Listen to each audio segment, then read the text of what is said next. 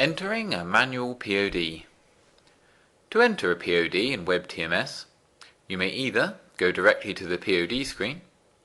This is under PODs on the menu and then POD entry, or you may go to the relevant job or load and follow the link to the POD screen. On the POD screen, you may search by job number, load number, or master reference. Clicking on one of these fields will blank the other two.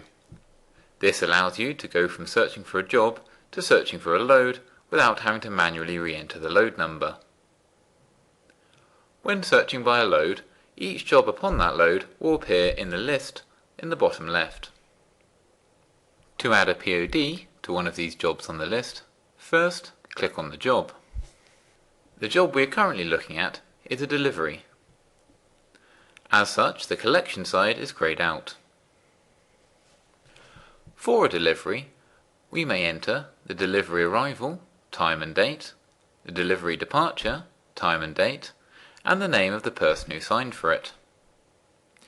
If this job had been an on-wheels job, we would also be able to add the collection arrival, time and date, and the actual collection, time, date, and person who signed for it.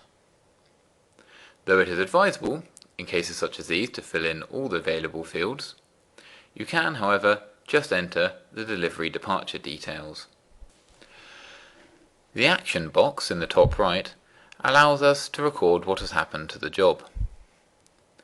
Selecting Clean Collection or Delivery means that the job was cleanly done without any major problems. Choosing Redeliver means you're going to re-attempt the job. This could be in instances such as a premises being closed or no answer. When setting a job to redeliver, you must enter the relevant code in the code drop-down and enter some details in the problem details field. Once the job has been saved as redeliver, the job will reappear in the unallocated job screen and will be plannable as normal. Another option from the POD screen is to cancel the job. This will remove the job from its current load and add it to the cancelled manifest.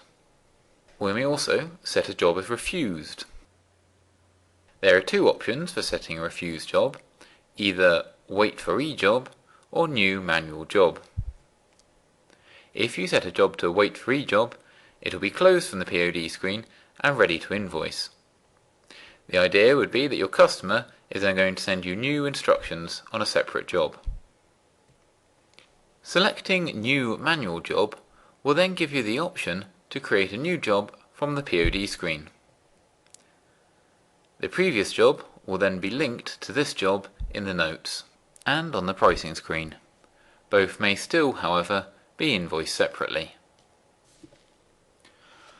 Once a job has been POD'd, it turns red on the POD list.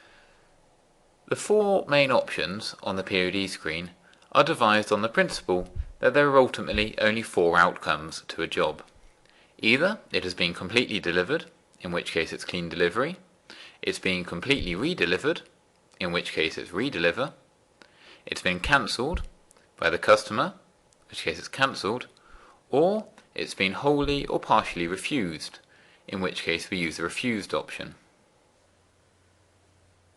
In the bottom right of the POD screen, there are 5 further buttons which we will briefly explain. Pressing the Edit button will bring up the currently selected job in a new tab, allowing you to edit all of the normal job details. The Barcode button allows you to add barcodes against a job. This will be particularly useful if you're using the TrackTrans POD archiving system to store your paper PODs.